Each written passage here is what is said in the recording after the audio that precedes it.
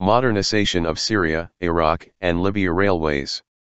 Russia will invest $500 million in the port of Tardis in its largest ever investment in Syria, as Moscow seeks to leverage its position as the most powerful foreign player in the war-torn country.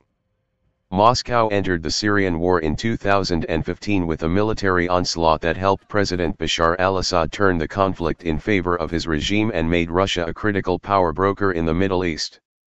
Tardis is the home of Russia's sole naval base outside the former Soviet Union and gives Moscow a critical beachhead in the Mediterranean. In 2017, Russia struck a deal to lease Tardis for 49 years and expand its use to civilian business purposes, and has said it plans to make it a centerpiece of efforts to rebuild the country's destroyed economy. The Russian side intends to improve the operations of the old port and build a new commercial port, Yuri Borisov, Russian Deputy Prime Minister, told reporters after meeting Mr. Assad in Damascus on Tuesday. The overall amount of investment within the next 4 years is estimated at $500 million, he said.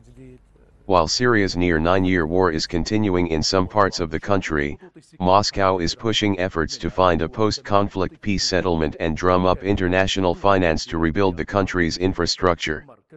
Mr. Borisov said motorways, airports, and a railway connecting Tardis to Iraq that would allow goods to be shipped to the Gulf were also discussed. Russian industrial group Stroytransgas, headed by Gennady Timchenko, a longtime friend of President Vladimir Putin who is subject to U.S. sanctions over his links to the Kremlin, has built gas processing plants in Syria and recently took control of a phosphate mine and fertilizer production facility. Russian media reports said Stroytransgas would manage the Tardis port. Russia will also ship 100,000 tons of grain to Syria as humanitarian aid, Mr. Borisov said, with shipments beginning at the end of the month and running until mid-2020. Moscow established the Tardis naval base under a 1971 deal with Damascus. The port can hold 11 warships and is a crucial part of Russia's military presence in the Middle East, allowing its naval ships to refuel and rearm without returning home via Istanbul and the Black Sea. Mr. Borisov also said he and Mr. Assad had discussed the issue of Syria's oil fields in the country's northeast, which U.S. President Donald Trump has said would remain under the protection of American troops, despite his decision to withdraw from the country. The situation on the eastern bank of the Euphrates River has been improving. I think that all mineral resources of the Syrian Arab Republic will pass to under the control of the government and the situation will stabilize at some point, Mr. Borisov said. The U.S. withdrawal prompted an incursion into Syria by Turkey against Kurdish-led forces previously protected by the U.S. Moscow stepped in as a mediator, with Russian troops patrolling the border. Hejaz Railway. The Hejaz, or Hejaz, Railway, Turkish, Hejaz Demiryolu, was a narrow-gauge railway, 1,050 mm / 3 feet 51132 in track gauge, that ran from Damascus to Medina, through the Hejaz region of Saudi Arabia, with a branch line to Haifa on the Mediterranean Sea.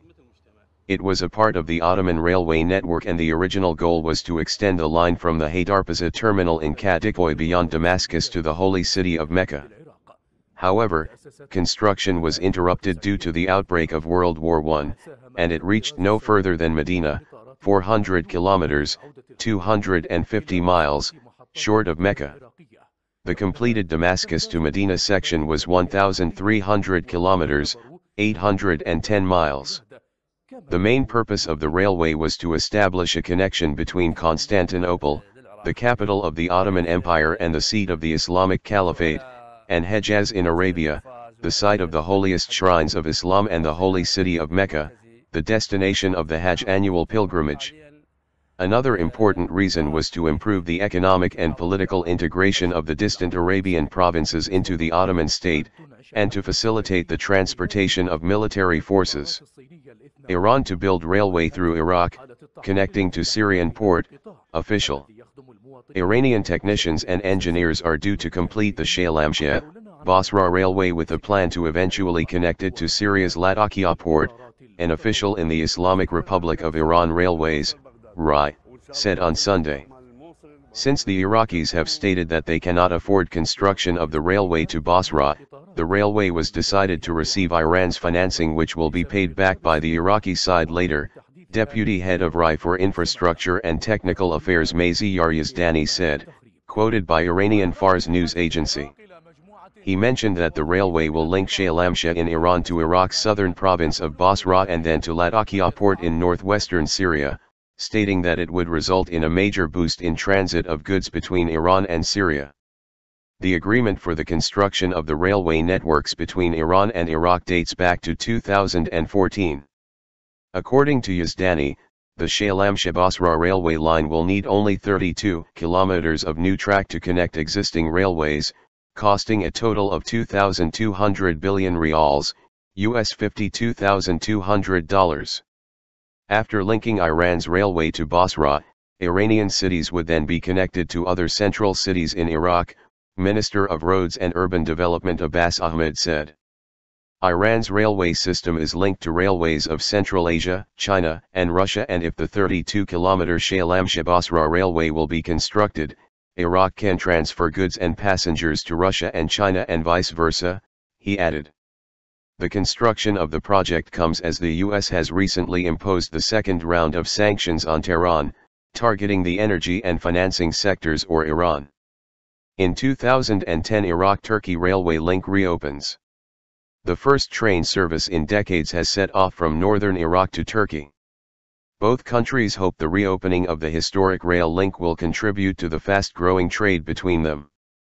Germany began building the Berlin to Baghdad railway a century ago, hoping to open a route through Turkey to the Gulf. It took 3 decades to finish. But the 2 recent conflicts in Iraq have taken a toll on the rail network. There has been no regular service to neighboring countries since the 1980s. But that should change now, with the first train leaving the city of Mosul on Tuesday and due to arrive in the eastern Turkish city of Gaziantep 18 hours later, before making the return journey. For a distance of just 500 kilometers, 311 miles, that is pretty slow going, running through Syria, the train has to cross 2 international borders. But the revived rail link symbolizes the increasingly close ties between the 3 countries. Having overcome its fear of Kurdish nationalism, Turkey now does about $10 billion of trade with Iraq's Kurdish regional government every year. About 80% of goods sold there are Turkish. Relations between Iraq and Syria are more fragile. In the past, Syria has been accused of backing the insurgents behind several big bomb attacks in Iraq. But trade between them, and between Syria and Turkey, is growing rapidly. Turkey is gradually upgrading its railway network with high-speed routes, and Iraq also plans big investments in its railways. The Turkish government is now talking of a fast rail link running all the way to Pakistan.